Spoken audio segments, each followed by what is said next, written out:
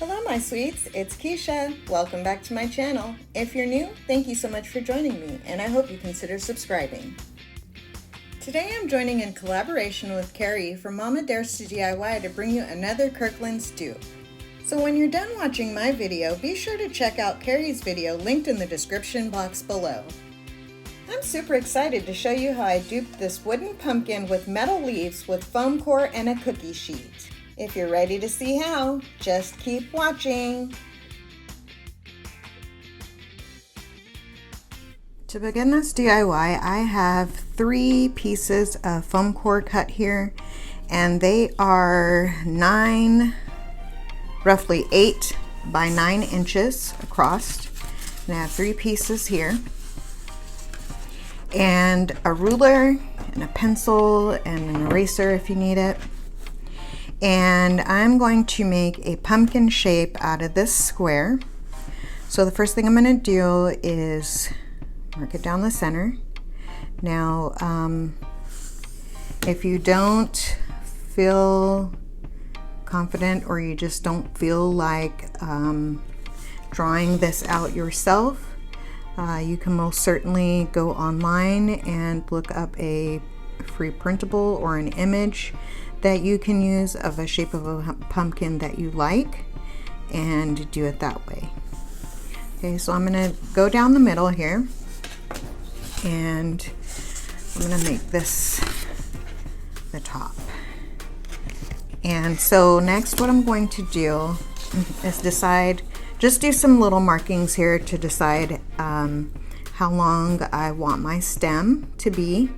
And I'm gonna make it about 1.5 inches. So I'm just gonna put a mark here at 1.5 inches.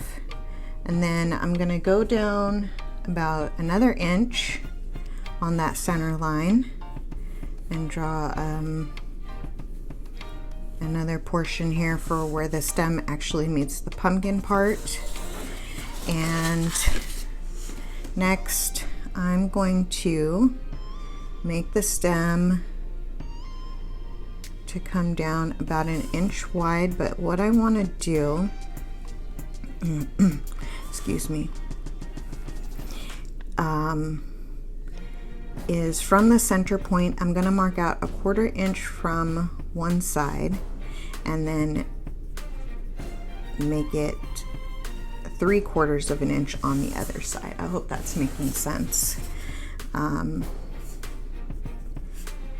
And then what I'm going to do is do the opposite down at the bottom here, just so it kind of gives me a guideline, a guideline to make it kind of a curve. Okay, so from here, this is the extension portion, and that's looking a little big to me, so I'm going to reduce that to 3/4 of an inch.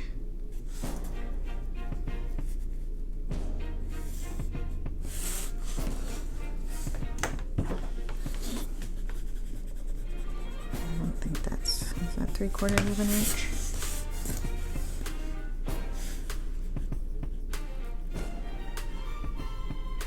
There's 3/4 of an inch. Okay, so now I'm gonna make that about 2 inches wide. So I'm marking 1 inch out from the center, and this isn't anything that's hard and fast. This is certainly, you know, you do it how you would like your pumpkin to look. So let's see how much we have left here, and we have a little over 6 inches. Actually 6 3/4. So what I'm gonna do is now come down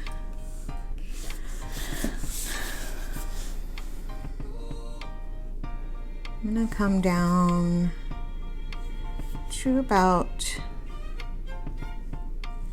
the 3.5 inch mark here, and then from the center I'm going to try to make this as wide as I can get it. And then I'm going to come back to the bottom here, and let's make this 3 inches. 1.5 and 1.5. Okay, so now all I'm going to do is come around and start making some drawings here.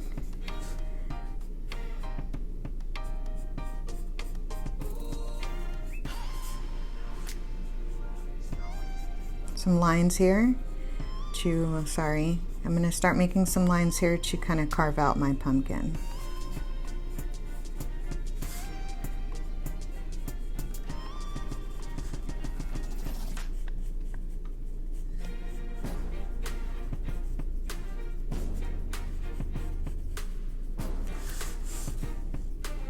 And again, see, these aren't hard and fast, so I'm feeling like I want to make this a little bit wider, so I'm going to make it a little bit wider.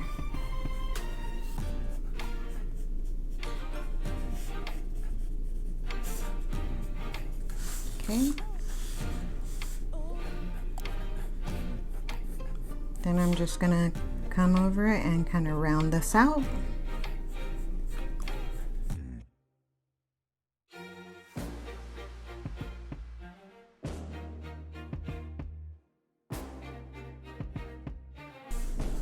So there we have our pumpkin shape. Just clean that up a little bit.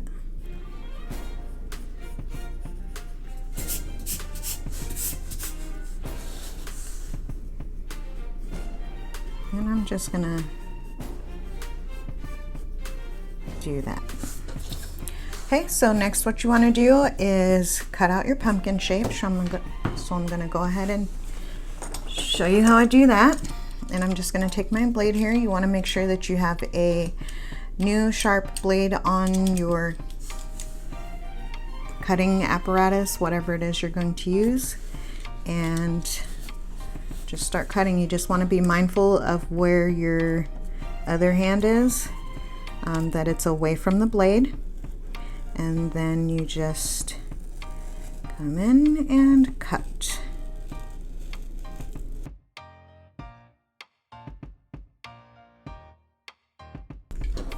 And there you have it. So next you want to go ahead and cut out 3 more that are the same size as this one. So I'm just going to show you quickly how I'm just going to trace around it and then go ahead and cut it.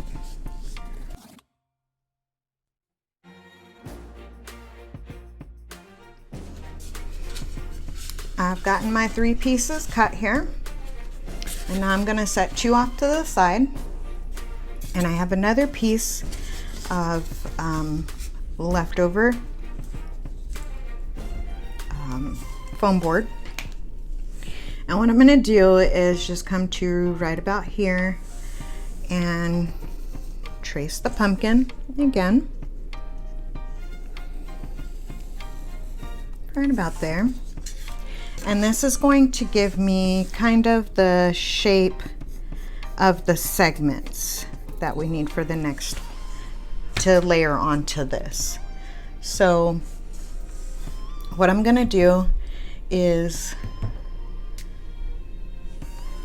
basically just make some crescent shapes in here and use them in the pumpkin. So I'm going to just come up kind of like this and like this, and I think we're gonna make this right about there. So I'm just placing a mark where I want to meet, kind of in the center.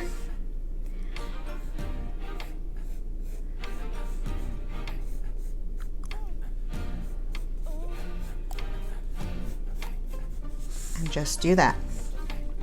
I'm going to do the same here, and these don't have to be perfect. or even.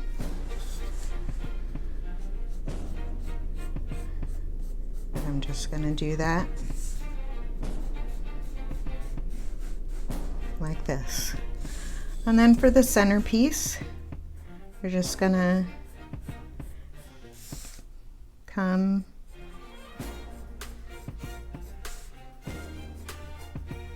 down here to the bottom like this and just kind of make our center segment.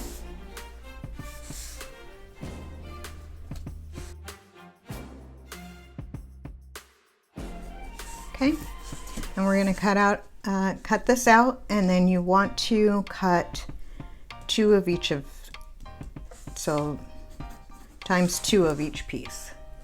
Okay, so I'm going to go ahead and get this cut out and get the other pieces cut out as well.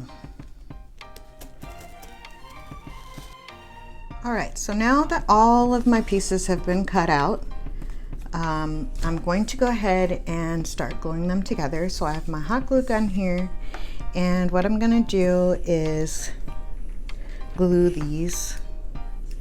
I'm going to take this one and glue it on top of this one, and so on and so forth.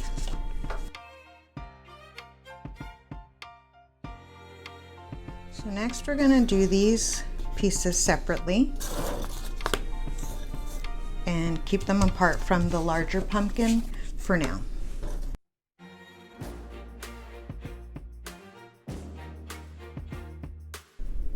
And just as a quick final note, I did label these, so left and right with the up arrow, so that I don't get mixed up.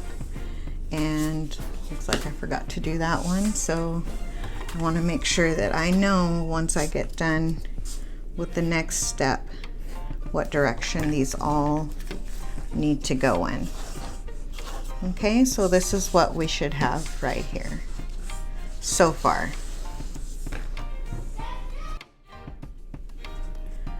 Okay, so for the next step, we're going to do carving. And I got the idea to do this particular project from Kerri. If you haven't seen her pumpkin shaped wagon that she did for a dupe for Kirklands, I will put a link to that in the description box, and you'll want to check that out because it came out fantastic. But it did give me the idea to be able to do these Kirkland pumpkins that we're doing now. So what you're gonna want is a very sharp blade. Now you want to make sure that it's sharp. If not, you'll end up doing more work than what you actually need to. Also, when you're doing this, you want to let the blade do the work. Don't try to force it. Just let it slice off the top paper and some of the foam. Otherwise, you'll end up, again, doing more work than is necessary to complete this. When you let the blade do the work, it doesn't come out as jaggedy or if it's sharp, as if it was dull and you were forcing the blade to cut through the foam. Okay, so what you want to do is kind of just even up the foam a little bit on the edges. Just come through and kind of make sure that where they meet is kind of smooth, like you can see here. If I can get the angle good, that one is a little bit wider than the other. I'm just shaving that down a little bit so it's a little bit more even on both sides. So then once you get that pretty even, then you want to come in and start doing your carving. So you want to hold your blade at an angle and just like you're peeling an apple, you just want to take off slices like you're slicing the skin of an apple. And you can go in either direction, whatever you're most comfortable with, away from you, towards you. But again, you just want to make sure that you're letting the blade do the work, because otherwise if you start forcing it, which is what I did the first round, because I also did another pumpkin, or more of a gourd shaped, I was just forcing it to go through and getting in a hurry to get it done, instead of just taking my time. And then I ended up having to do more sanding than I necessarily needed to. So I'm gonna go ahead and finish this one up here so that you can kind of see how the process goes.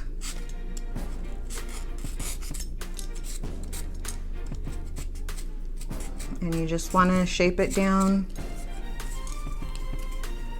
take off as much or as little as you want to, as long as it's, see here, this is what I'm talking about. I was forcing the blade a little bit, so it left all of these little jaggedies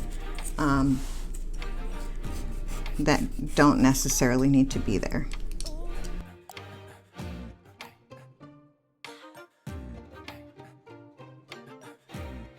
Now, once you get it down to your desired shape, at this point you can go in and add some extra little divots in here, because you do want it to look like it is carved wood, like the inspiration. So you can go in and take out little extra bits.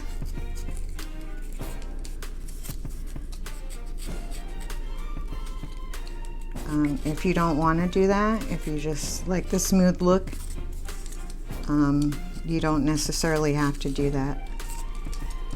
But since we're doing a dupe, we want to try to make it look as close to the original as possible.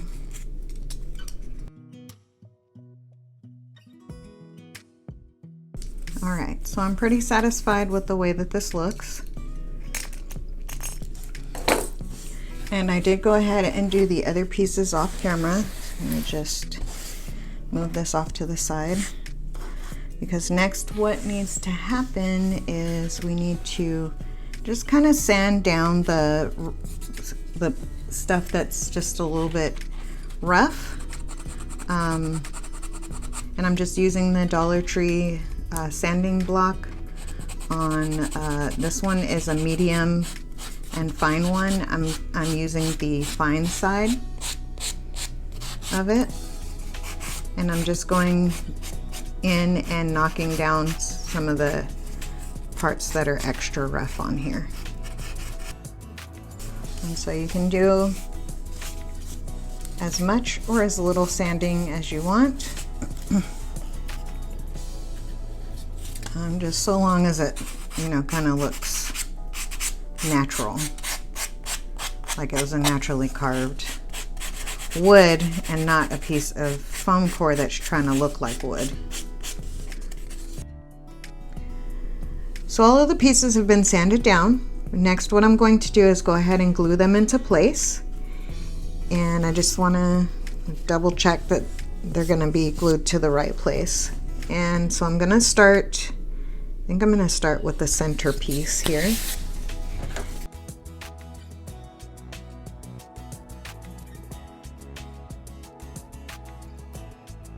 All right, so I'm going to let this glue set up a little bit, and I'll be back with our next step. So next we're going to work on some painting here, and first I'm going to start with this Hazelnut from Waverly chalk paint, and I'm going to work on the stem. Now what I'm going to do is just first draw a little line across here so I kind of know where to stop.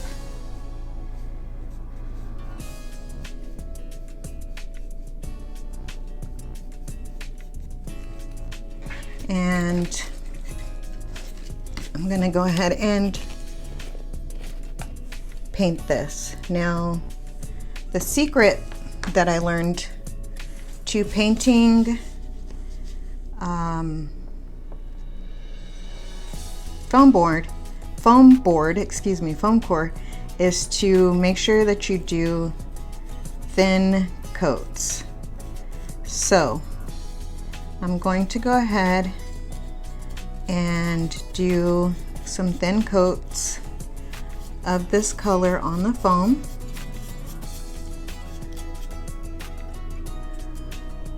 Just being careful not to oversaturate it, because that's when you have the paper peeling away from the actual foam, and we don't want that here.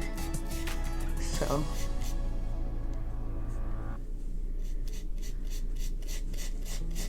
I'm going to try to keep this as thin as possible.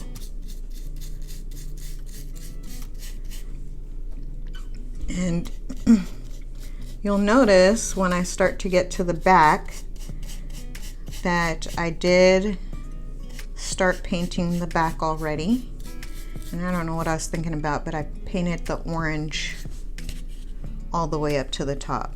Now, the reason why I even did that was because I haven't used this orange color since last fall. So I wanted to kind of just check on it. And it was kind of thick, and I thought, oh, that maybe might work to my advantage. But it didn't. So I did end up having to come in and water that down a little bit.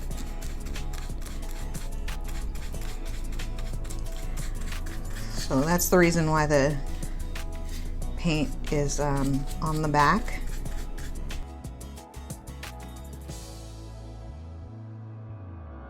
So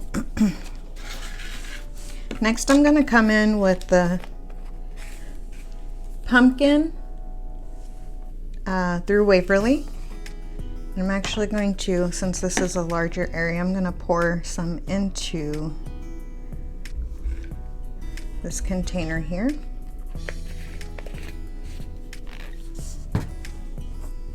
And I'm also going to grab this larger brush. And I just, because I don't know where my painting mat is right now, I'm gonna go ahead and use this so I don't mess up my, actually, let me just take it out.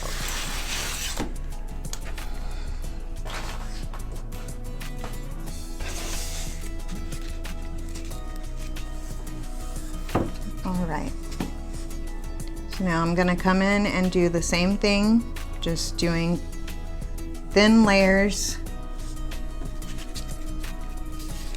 on this piece. And I'm gonna paint the whole thing orange. Okay, so I've painted the pumpkin orange, and I just wanted to go over something with you really quick.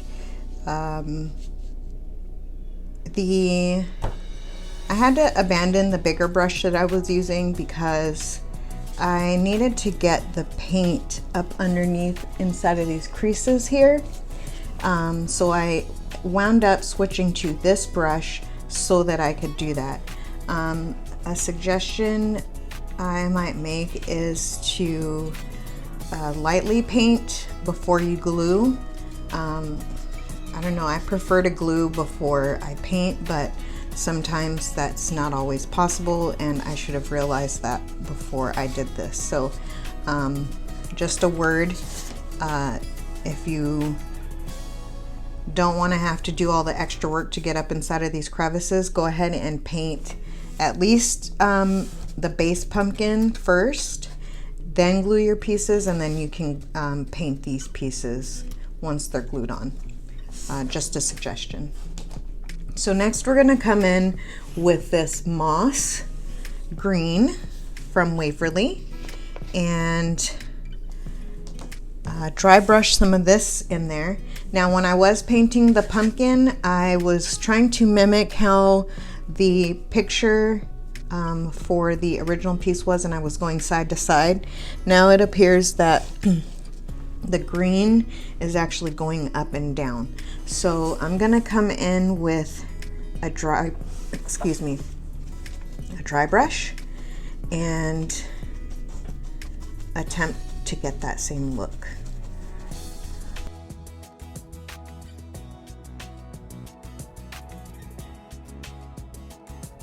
Okay, so I'm satisfied with the way that this looks. So I'm gonna let this dry a little bit, and then I'll come back with the final color. Okay, so the next color that we're gonna do is the Ivory in Waverly chalk paint. And what I'm gonna do is take a little bit on this flat brush here. I don't know if you can make that out that it's flat, but it's a flat brush. And I'm gonna take a little bit of paint on it from the lid. And I'm just gonna come up right along these edges here.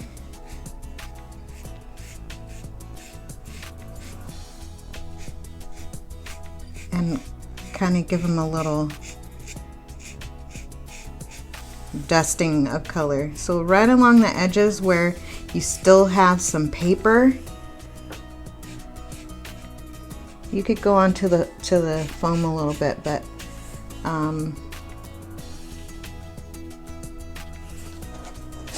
right where you have the paper, so it gives that illusion again that it's carved, and it also gives it some aging. Some spots you can go a little bit heavier so it's more realistic looking, and some spots keep it a little bit lighter. Alright, so that's what we have so far. I don't know if you can see that well. This lighting is pretty bad in here, I apologize. So this stem is a little bit dark for me, so I think what I'm gonna do is, instead of doing the highlight, I'm just gonna come in and dry brush over this entire thing, just to kind of take down some of the color. And it's actually giving me the highlights anyway, so it's a win-win as far as I'm concerned. So I'm going to go ahead and do that.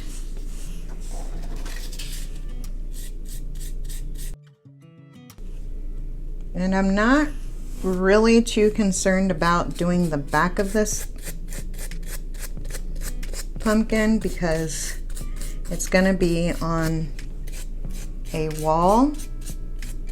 Now, this isn't, unfortunately, this isn't a freestanding pumpkin, so we will have to add a stand to it. I'm going to be using one of the tower blocks from Dollar General, just because I don't have any of the tumbling tower blocks from Dollar Tree at this time, but you can most certainly use those.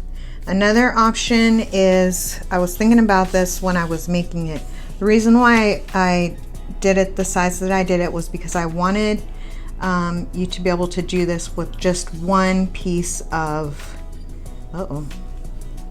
talking and messing it up,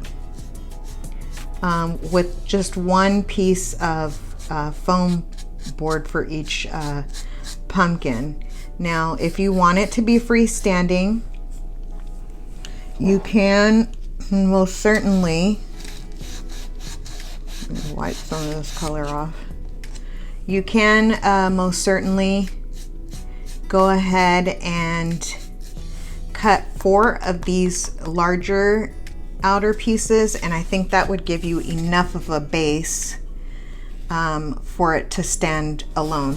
Also, if you wanted to make it double-sided, say you wanted to put it in the middle of a table or something, you could do the same thing on this side with these extra pieces, the segments, and do them on the back. And then that way you would have this freestanding, because it would then balance itself, because it wants to tip forward because it's kind of front heavy. So now I'm just gonna put this away or put this to the side and let it completely dry and get set up to make the leaves. So I'll be right back. For the leaves, I'm going to be using the cookie tin, some leftover pieces that I had from a previous project. If you missed that project, I'll go ahead and link it up above. Also, I'll link it at the end of the video. Now, end of this video, excuse me. Now, what I'm going to use as a template is one of these maple leaves from this bag of maple leaves from Dollar Tree. And before I do that, you do have options as to what else you can use. If you don't plan on using the leaf on this Thankful and Blessed, you can poach it off of there or off of the truck. You also have the option, if you have those little ceramic pumpkins that have the leaves and the tendrils on them, if you have enough of those, you can take them off of there. I'm not sure what I'm going to be doing with those leaves just yet, so I don't want to use them, so we're going to make some. So taking a piece of cookie tin, you just want to trace your leaf out, and I just did around the leaf. I tried not to touch it with the marker just because I'm cheap and I may want to use it. So we did that, and then you cut it out. So you can see I cut it out so it is significantly smaller than what I traced it out at. I cut it inside so you wouldn't see the Sharpie marks anywhere.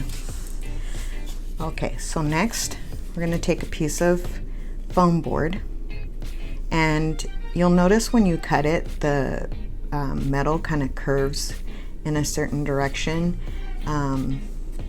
It's not like a big curve, but it is a noticeable curve that you can use to your advantage. So now I'm going to take the stylus, and whichever way it's curving, I'm going to turn it the opposite way.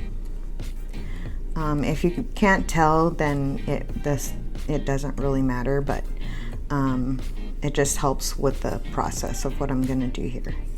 So I'm going to take the stylus and lay the foil down, the cookie sheet down on it.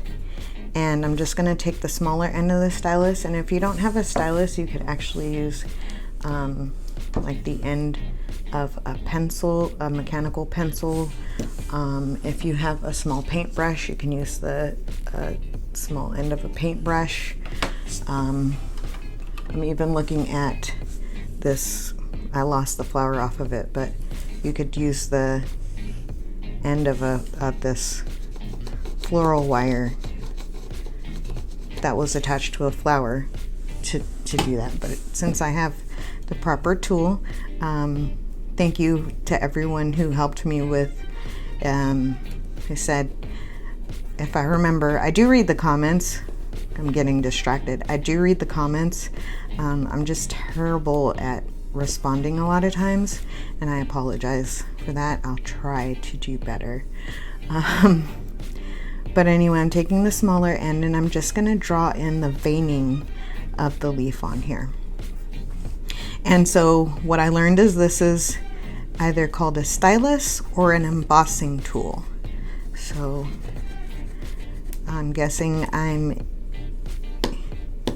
embossing with a stylus right now. So I'm gonna go ahead and put in the veining. Sorry.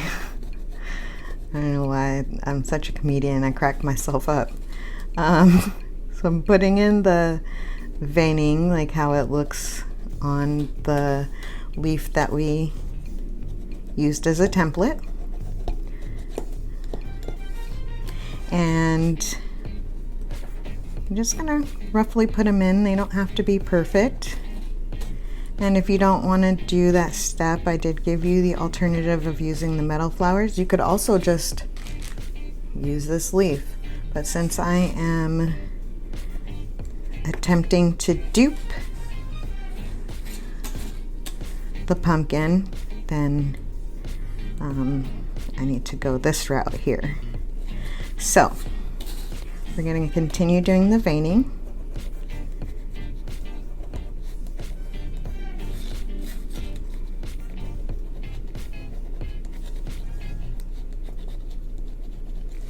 Okay, so we have the dimension in this direction. Now we're going to take the bigger end, so you would want to find a bigger tool. And if you don't have this, and then you're just going to come along the edge here, just real close to the edge, like a second away from the edge, and just go around. So remember, we flipped it over, so now it's going to be curving the edges over to just give it some more dimension. Okay, so you're just going to go around the leaf, and you're going to flip it back over to the smaller side and go around one more time inside of the track that you sort of made going around the first time. And then you can just take it in gently. You don't have to do anything big, you could just gently push it over just a little bit more, just to give it just a little bit more definition. So there we have our leaf. Let's get some of that shine off of it. But there you go. So I've already made the other ones to go on the pumpkin. So we'll get ready to get them attached. So it'll be just a moment. Before we attach the leaves, I just wanted to mention that I went ahead and added a stand on the back. This is one of the jumbo tower blocks that can be found at Dollar General, and painted it the pumpkin color and then attached it with hot glue.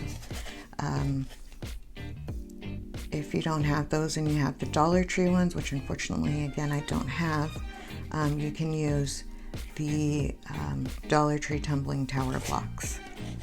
Okay, so of course you can't see it because it's from the top down, but this is what it looks like standing, at least from the top down. So now we're going to go ahead and attach the leaves, and get our 3 here. And what I'm going to do is use this quick grip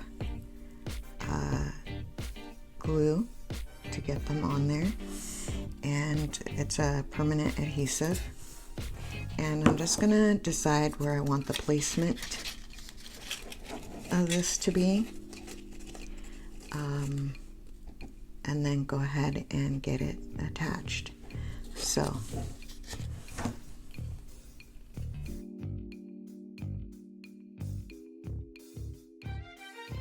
I'm gonna just lift up this leaf here, put a little hot glue down on the pumpkin,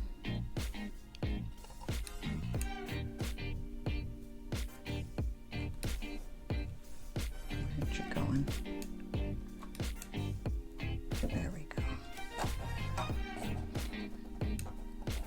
should have used my detail gun for this part. And you just want to be careful because that's gonna be pretty warm.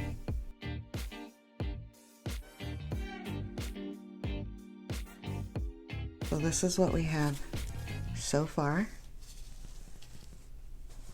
Okay. So now for the last step, the leaves were actually attached with wire, and then they had kind of twirls of tendrils on them. I didn't have a wire that was fine enough, and I was actually going to use this wired twine from Dollar Tree, but when I took it out of the package, unfortunately, or fortunately, I guess, it started unraveling. So I went ahead and decided just to go ahead and use the wire, like the inspiration piece. And so they have theirs kind of twirled up. So I'm going to take these jewelry pliers here. And if you have a thinner wire, or I don't know, maybe it's just my hands, but I couldn't kind of wrap it around the pen. It just kept sliding and I couldn't get a good grip on it. But you could certainly wrap it around the pen and just kind of squeeze the spring down to get this spiral look that I'm doing. If you have a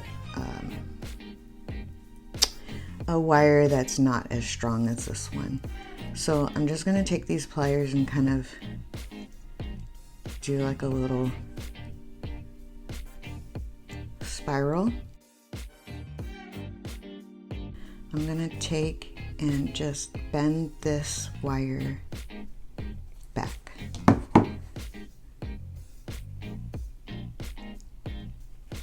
Okay, so we have something that looks like this. All right, so I'm just gonna actually stick this down into the foam, and you want to kind of go down as not to pierce through the back. I'm just gonna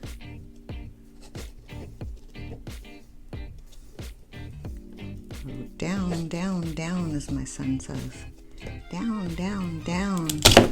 Oh, and you just got to be careful because I just separated the paper. Wow. Okay, let's fix that and be a little bit more gentle, shall we?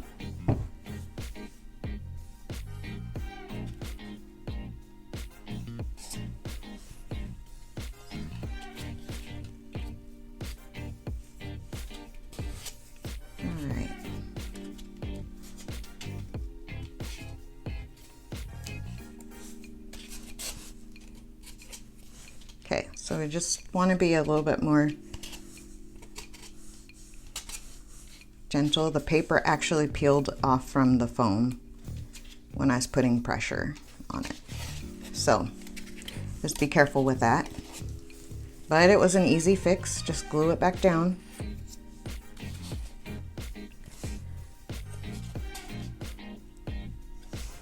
And then I have a couple more that I made,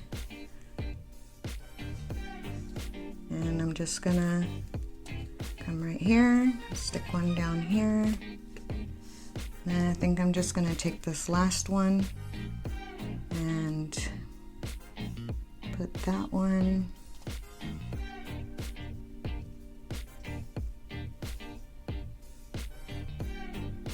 if I can get my hands.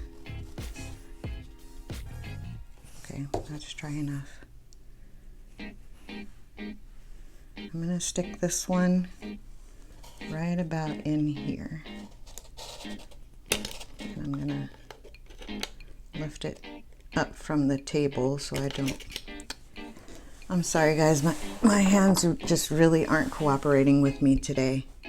I'm going to use this piercing tool to help me get the hole started.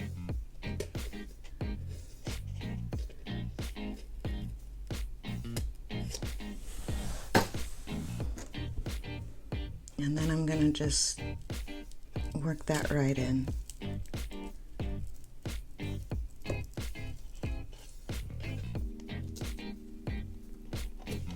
Now if you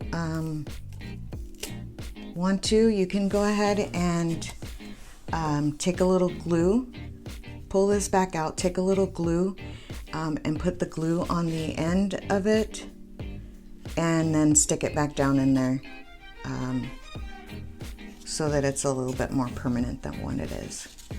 But here's what this looks like, and we're all done. And stay tuned for final pictures, because I also have another one that I made that I mentioned earlier that is more of a gourd shape. So you'll see that one there in the pictures. I think these pumpkins came out absolutely adorable. Let me know what you think about them in the comments below. Don't forget to check out Kerri's video linked in the description box below. If you've enjoyed this video, hit the like button and leave me a comment below. If you'd like to see more, subscribe and choose all notifications so you don't miss my next video. Thank you so much for watching, and remember, love, inspire, create. See you next time.